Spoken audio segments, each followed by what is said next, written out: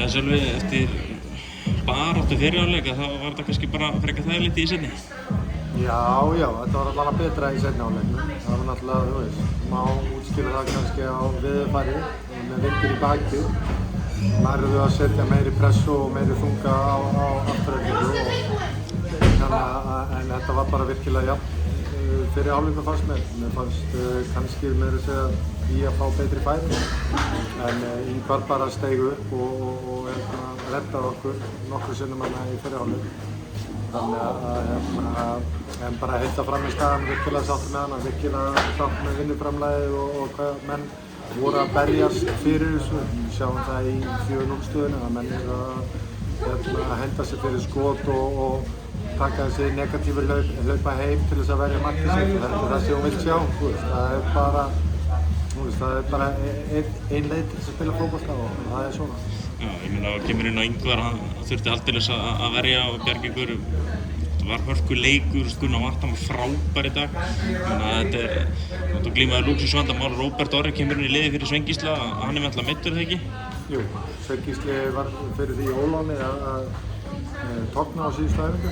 Þannig að það eru nokkrar vikur sem hann verður í burtu og við erum með Oliver Ekroth líka sem að díla við smá támeiðsli.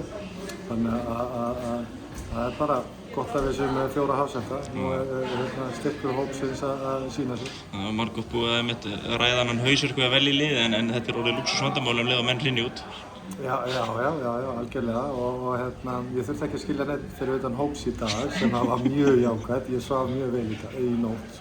Þannig en bara, þú veist, hörkuleikur fannst mér. Mér fannst þetta hörkuflott frammistaði, sérstaklega við þurftum að vera, þú veist, á það til að gerast þegar vindurinn svona mikill eins og hann var í fyrri hálfleik að það er svona leið á okkur og við fáum ekki svona flæði í spilið og náum ekki, spilið verður ekki nógu gott og þá þurftum við að bara vera sterkir en við sýndum kraft okkar í seinni hálfleik. En þessi Elías Már með 5 mörk í síðustu 3 leikjum, þetta er ekki svo Elías Már sem að talaði í vetur þannig? Hann er heldur betur búinn að sokka alla þá sem voru að gagnrýna þá.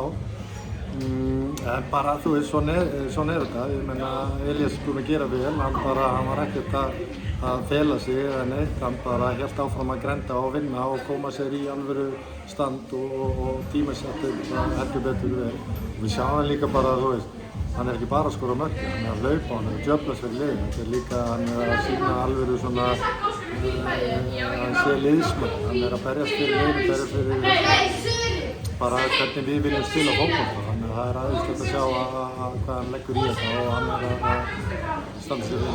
Myndirðu segja að kannski svona einmitt kjarnað hans vinnuframlag og framistöðu þegar hann hendir sér í eina tæklingu sem framæði þarna og vinnur boltann í Jón Gísla? Eða setur hann í innkast?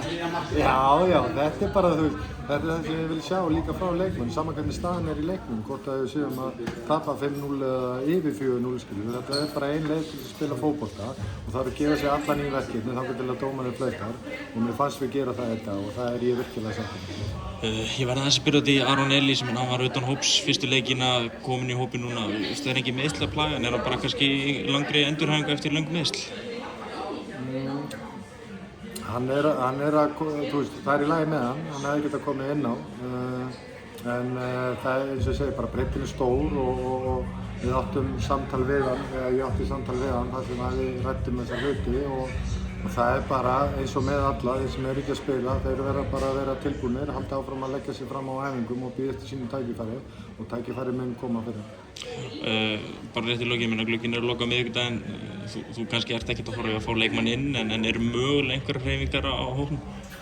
Nei, það er bara, ég er mjög sáttur með hann á hóp og sýnir sig núna enn og aftur. Við erum búin að missa 2 hafsenda og erum með þá 2 sem að geta stigið inn í.